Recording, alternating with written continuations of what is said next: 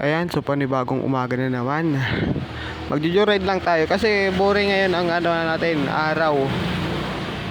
Kukunin ko muna yung tricycle ko. Ito nga pala guys, yung tricycle ko yan oh. Sasakay muna tayo. Bale, ilalagay natin yung camera natin sa komportable. So, ano pang inatin no? Tara, let's go!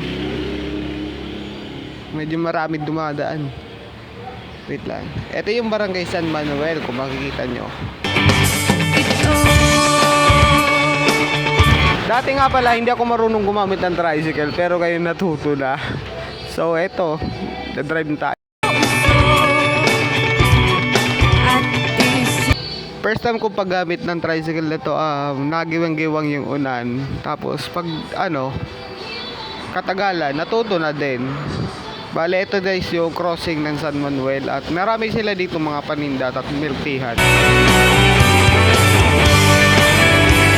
Akala ko kasi guys, motor lang talaga ako. Pero ngayon ay natuto na din ako gumamit ng tricycle.